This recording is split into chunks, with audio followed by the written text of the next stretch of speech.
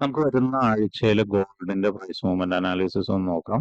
അതിനുവേണ്ടി മന്ത്ലി ചാർട്ടാണ് എടുത്തിരിക്കുന്നത്. മന്ത്ലി ചാർട്ടിൽ നോക്കിയാൽ കാണാം, കഴിഞ്ഞ ആഴ്ച നമ്മൾ പറഞ്ഞിട്ടുണ്ടായിരുന്നു മാർക്കറ്റ് മുകളിലോട്ട് തന്നെയാണ് പോകാൻ സാധ്യത. ഒരു ടെമ്പററി ഡൗൺ ഷിഫ്റ്റ് ആയിരുന്നു കാണിച്ചിരുന്നത്. ഇത് നല്ല സപ്പോർട്ട് എടുത്തിട്ടുണ്ടായിരുന്നു എന്നുള്ളതൊക്കെ നമ്മൾ പറഞ്ഞിട്ടുണ്ടായിരുന്നു. അതുപോലെ തന്നെ ഈ ആഴ്ച മാർക്കറ്റ് കുറച്ച് മുകളിലോട്ട് പോയിട്ടുണ്ട്. അതായത് ബുള്ളിഷ് തന്നെ കണ്ടിന്യൂ ചെയ്യുന്നുണ്ട്. ഇനി വരുന്ന ആഴ്ചയും ബുള്ളിഷ് തന്നെയാണ് ഏറെക്കുറെ എക്സ്പെക്ട് ചെയ്യുന്നത്. ചിലപ്പോഴൊന്ന് ചെറുതായിട്ടൊന്ന് താഴോട്ടേക്ക് ഇറങ്ങിയിട്ടായിരിക്കാം ഒന്ന് മുകളിലോട്ട് പോകുന്നത്. എനിവേ വരും ദിവസങ്ങളിലും ബുള്ളിഷ് തന്നെയാണ് കൂടുതൽ സാധ്യത കാണുന്നത്. എന്തായാലും മന്ത്ലി ചാർട്ടിൽ നിന്ന് മനസ്സിലാക്കുന്നത് മാർക്കറ്റ് മുകളിലോട്ട് തന്നെ പോകുന്നതാണ്. ഇനി നമുക്ക് വീക്കിലിയിലോട്ട് പോവാം. വീക്കിലിയിലോട്ട് പോകുന്ന സമയത്ത് നമ്മൾ മാർക്ക് ചെയ്ത ഒരു ഏരിയ എന്ന് പറയുന്നത് ഇതായിരുന്നു. കഴിഞ്ഞ തവണ മാർക്ക് ചെയ്ത് പ്രത്യേകം പറഞ്ഞിട്ടുണ്ടായിരുന്നു, ഇത് ഈ ഒരു ലെവലിലേക്ക് മാർക്കറ്റ് എത്താനുള്ള സാധ്യത കൂടുതലാണ് എന്നുള്ളത് പറഞ്ഞിട്ടുണ്ടായിരുന്നു. അതുപോലെ തന്നെ എത്തിയിട്ടുണ്ട്. ഇപ്പൊ എന്താണ് സംഭവിച്ചിരിക്കുന്നത് വെച്ചാൽ അത് പ്രീവിയസ് റെസിസ്റ്റൻസ് ആയിരുന്നു. ആ റെസിസ്റ്റൻസിനെ ബ്രേക്ക് ചെയ്ത് ഒരു സപ്പോർട്ടായിട്ട് നിൽക്കുന്നുണ്ട്. അതായത് നല്ല രീതിയിൽ ബ്രേക്ക് നടന്നിട്ടുണ്ട്. നല്ലൊരു ബുള്ളിഷ് ക്യാൻഡിലോട് കൂടിയിട്ടാണ് ബ്രേക്ക് നടന്നിരിക്കുന്നത്. അപ്പോൾ അതിന് സപ്പോർട്ടായിട്ട് മാർക്ക് ചെയ്തിടുന്നുണ്ട്. അതുപോലെ തന്നെ നോക്കിയാൽ കാണാം, ഇവിടെ ഒരു ഓൾ ടൈം ഹൈ ഉണ്ട്, അതിനെ ഒരു റെസിസ്റ്റൻസ് ആയിട്ട് മാർക്ക് ചെയ്യുന്നുണ്ട്. ഓൾ ടൈം ഹൈ ഒക്കെ ബ്രേക്ക് ചെയ്ത് പോകാനുള്ള സാധ്യത വളരെ കൂടുതലാണ്. അതൊക്കെ നോക്കണം, കാരണം മാർക്കറ്റ് ഒരു ബുള്ളിഷ് മൂഡിലേക്ക് വീണ്ടും തിരിഞ്ഞിട്ടുണ്ട്. ഇനി താഴോട്ടേക്ക് വരുന്ന സമയത്ത് നമുക്ക് നോക്കിയെടുക്കാൻ പറ്റുന്ന ഒരു ഏരിയ എന്ന് പറയുന്ന ഈ ലെവലാണ്. ഇത് നല്ലൊരു സപ്പോർട്ട് ഏരിയ ആയിട്ട് ആക്ട് ചെയ്യുന്നുണ്ട് വീക്കിലിയിൽ.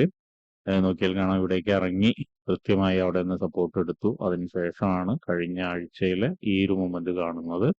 ഇനി നമുക്ക് വൺ ഡേ ചാർട്ടിലോട്ട് പോവാം. വൺ ഡേ ചാർട്ടിലോട്ട് പോകുന്ന സമയത്ത് കാര്യങ്ങൾ കുറച്ചുകൂടി കൃത്യത വരുന്നുണ്ട്. നോക്കിയാൽ കാണാം, നമ്മൾ നേരത്തെ വരച്ചിരിക്കുന്ന സപ്പോർട്ട് ഏരിയ അതിലേക്ക് മാർക്കറ്റ് വന്ന് ഇറങ്ങി ക്ലിയർ ആയിട്ട് സപ്പോർട്ട് എടുത്തിട്ട് പിന്നീട് ഒരു ബുള്ളിഷ് മൂവ്മെന്റുകൾ ഇങ്ങനെ തന്നുകൊണ്ടിരിക്കുന്നത്. ഈ ഒരു ഏരിയ അതുകൊണ്ട് തന്നെ വളരെ സ്ട്രോങ് ആണ്. എന്തായാലും നമുക്ക് ആ ഒരു ഏരിയനെ പ്രൈസ് ഒന്ന് മാർക്ക് ചെയ്തിടാം. 3161.918, അതുപോലെ 3023.949 ആണ്.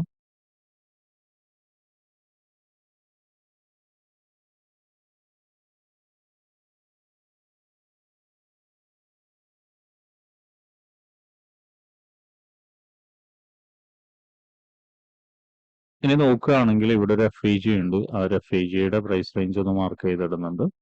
3279.772, അതുപോലെ 3247.463 ആണ് ആ ഒരു FEG വരുന്നത്. ഇനി മുകളിലോട്ട് നോക്കുന്ന സമയത്ത് കാണാം, 2 തവണ ഈ ലെവലിൽ വന്നതിന് ശേഷം വളരെ സ്ട്രോങ് ആയിട്ടുള്ള ഒരു സപ്ലൈ വന്നതാണ്. അപ്പൊ ആ ഒരു ഏരിയന് ഒരു റെസിസ്റ്റൻസ് ആയിട്ട് മാർക്ക് ചെയ്തിടുന്നുണ്ട്. അതൊരു പക്ഷേ ചെറിയ ടൈം ഫ്രെയിമിലേക്ക് പോകുന്ന സമയത്ത് വീണ്ടും ഒന്ന് റിഫൈൻ ചെയ്യേണ്ടി വരും. എന്നിരുന്നാലും അതിനെ മാർക്ക് ചെയ്ത് ഇടുന്നുണ്ട് ഇപ്പോൾ തന്നെ. 3504.738 ആൻഡ് 3379.092 ആണ് ആ ഒരു ഏരിയ വരുന്നത്. ഇത്രയാണ് വൺ ഡേ ചാർട്ടിലെ പ്രധാനപ്പെട്ട ഏരിയാസ് മാർക്ക് ചെയ്യുന്നത്. ഇനി നമുക്ക് 4 അവറിലേക്ക് പോകാം. 4 അവറിലേക്ക് പോകുന്ന സമയത്ത് നമുക്ക് മനസ്സിലാവുന്ന കാര്യം, ഒന്ന് റിഫൈൻ ചെയ്യേണ്ടി വരുമെന്ന് നേരത്തെ പറഞ്ഞിട്ടുണ്ടായിരുന്നു.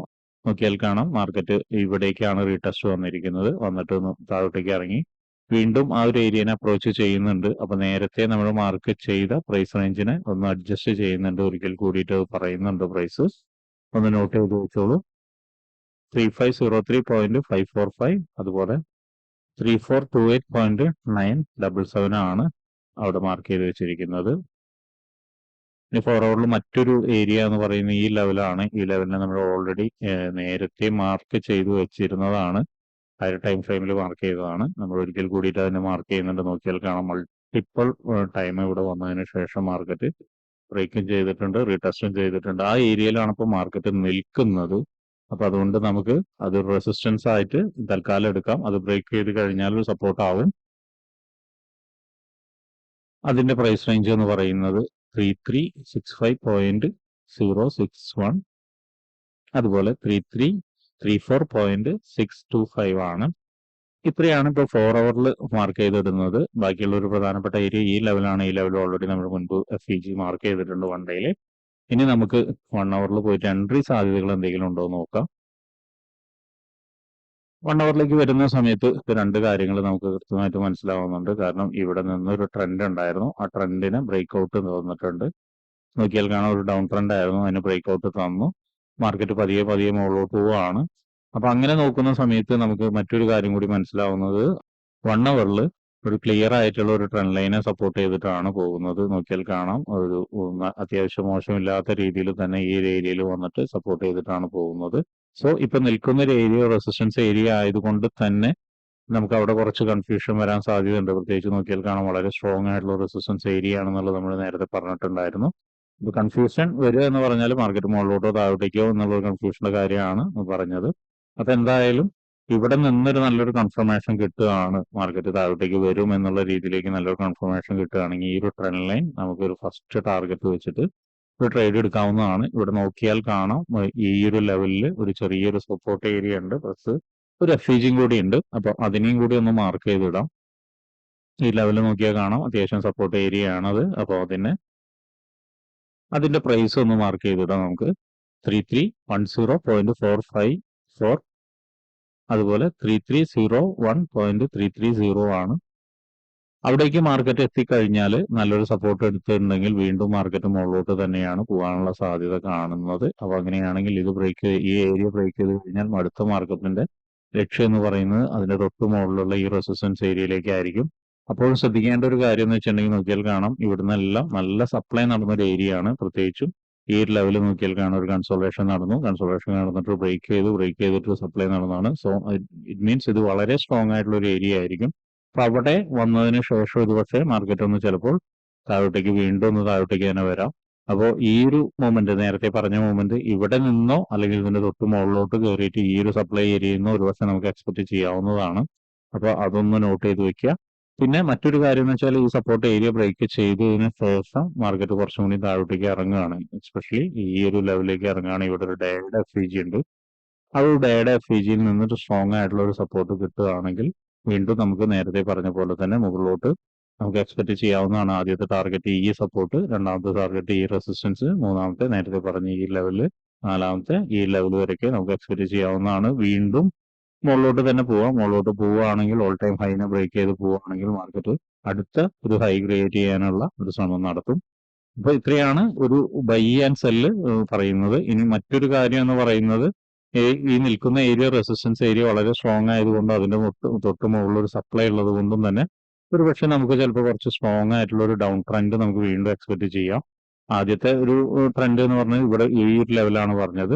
അപ്പൊ ആ ലെവലിനെയും ബ്രേക്ക് ചെയ്ത് മാർക്കറ്റ് താഴോട്ടേക്ക് വരികയാണെങ്കിൽ അടുത്ത മാർക്കറ്റ് ടാർഗറ്റ് ചെയ്യുന്നത് ഈ ഒരു ലെവലിലേക്കായിരിക്കും, ഈ ഒരു സപ്പോർട്ട് ലെവലിലേക്കായിരിക്കും. ആ ഒരു സപ്പോർട്ട് ലെവലും ബ്രേക്ക് ചെയ്യുകയാണെങ്കിൽ പിന്നെ മാർക്കറ്റ് ലക്ഷ്യം വെക്കുന്ന ഒരു ഏരിയ എന്ന് പറയുന്നത് ഈ ലെവലാണ്. ഈ ലെവലിൽ ഒന്ന് നമുക്ക് മാർക്ക് ചെയ്തിടാം. ഓൾറെഡി നമുക്കത് ഹയർ ടൈം ഫ്രെയിമിന്റെ ലെവലിൽ ഇൻക്ലൂഡഡ് ആണ്, എന്നിരുന്നാലും ഒന്നും കൂടി മാർക്ക് ചെയ്തിടുന്നുണ്ട്. മാർക്കറ്റ് ഇവിടേക്ക് വരില്ല എന്നൊന്നും പറയാൻ കഴിയില്ല, കാരണം ഒരുപക്ഷെ എന്തെങ്കിലും ന്യൂസുകളോ മറ്റു കാര്യങ്ങളോ ഒക്കെ ഉണ്ടെങ്കിൽ മാർക്കറ്റ് അവിടേക്കും വരാനുള്ള സാധ്യതയാണ്. അപ്പോൾ ശ്രദ്ധിക്കേണ്ട കാര്യം എന്താണെന്ന് വെച്ചിട്ടുണ്ടെങ്കിൽ ഈ ഒരു ലോയൊക്കെ എടുത്തതിന് ശേഷം ഒരുപക്ഷെ മാർക്കറ്റ് അത് നന്നായി തന്നെ മുകളിലോട്ട് പോകാനും സാധ്യത കാണുന്നുണ്ട്. എന്നിട്ടായിരിക്കും ചിലപ്പോൾ താഴോട്ടേക്ക് വീണ്ടും വരിക. അപ്പൊ അതൊന്ന് നോട്ട് ചെയ്ത് വെക്കുക. ഈ ലെവലിൽ നമ്മൾ തൊട്ട് മുന്നേ വരച്ച ലെവലിന്റെ പ്രൈസ് റേഞ്ച് ഒന്ന് നമുക്ക് മാർക്ക് ചെയ്ത് വെക്കാം. 3049.491, അതുപോലെ 3014.209. ഇതാണ് നേരത്തെ പറഞ്ഞ റേഞ്ച്. അപ്പൊ ഇത്രയാണ് ഈ ആഴ്ചയിലെ പ്രൈസ് മൂവ്മെന്റ് അനാലിസിസ് നടത്തുന്നത്. അനാലിസിസ് നടത്തുന്നത് 1 അവറിലാണ്. 1 അവറിൽ എന്തുകൊണ്ട് നടത്തുന്നു എന്ന് വെച്ചിട്ടുണ്ടെങ്കിൽ വലിയ ടൈം ഫ്രെയിമിലാണ് നമ്മളിത് വീക്ക്ലി അനാലിസിസ് നടത്തുന്നത്. അത് മാത്രമല്ല നമുക്ക് വലിയ രീതിയിൽ ഹോൾഡ് ചെയ്യാൻ 1 വീക്കൊക്കെ ഹോൾഡ് ചെയ്യുന്ന ആളുകൾക്ക് സൗകര്യപ്രദമാകാൻ വേണ്ടിയിട്ടാണ് 1 അവറിൽ അനാലിസിസ് നടത്തുന്നത്. ഡേ ട്രേഡ് എടുക്കുന്ന ആളുകൾ ഡേയിലെ അനാലിസിസ് നോക്കുക, അതുപോലെ തന്നെ കാര്യങ്ങൾ മാർക്ക് ചെയ്ത് വെക്കുക. എന്നിട്ട് നിങ്ങളുടേതായ ഒരു അനാലിസിസ് നടത്തിയതിനു ശേഷം മാത്രം ട്രേഡ് എടുക്കാൻ ശ്രമിക്കുക. ഇത് എപ്പോഴും ഒരു എഡ്യൂക്കേഷൻ വീഡിയോ ആയിട്ട് മാത്രം കാണുക. അപ്പൊ ഇങ്ങനെയുള്ള കാര്യങ്ങളൊക്കെ നിങ്ങൾക്ക് പഠിക്കാൻ താല്പര്യമുണ്ടെങ്കിൽ ട്രേഡ് റൂട്ടുമായിട്ട് ബന്ധപ്പെടാം. അത് ഫ്രീ ആയിട്ട് ട്രേഡിങ്ങിന്റെ കാര്യങ്ങളൊക്കെ നിങ്ങൾക്ക് പഠിക്കാവുന്നതാണ്. അതിനു വേണ്ടിയിട്ട് ഈ വീഡിയോയുടെ ഡിസ്ക്രിപ്ഷനിൽ ഒരു ഗൂഗിൾ ഫോം കൊടുത്തിട്ടുണ്ട്. ആ ഗൂഗിൾ ഫോം കൃത്യമായി വായിച്ച് അതിലുള്ള കണ്ടീഷൻസ് ഒക്കെ ഓക്കെ ആണെങ്കിൽ മാത്രം ഫിൽ ചെയ്യുക. അതോടൊപ്പം തന്നെ ഡിസ്ക്രിപ്ഷനിലുള്ള വാട്സപ്പ് ചാനലിൽ നിങ്ങൾക്ക് ജോയിൻ ചെയ്യാവുന്നതാണ്. അവിടെ ട്രേഡ് റൂട്ടിന്റെ അപ്ഡേറ്റ്സ് ലഭിക്കുന്നതാണ്. അപ്പൊ എല്ലാവർക്കും ഇന്നൊരു പ്രോഫിറ്റബിൾ ഡേ ആവട്ടെ എന്ന് ആശംസിക്കുന്നു.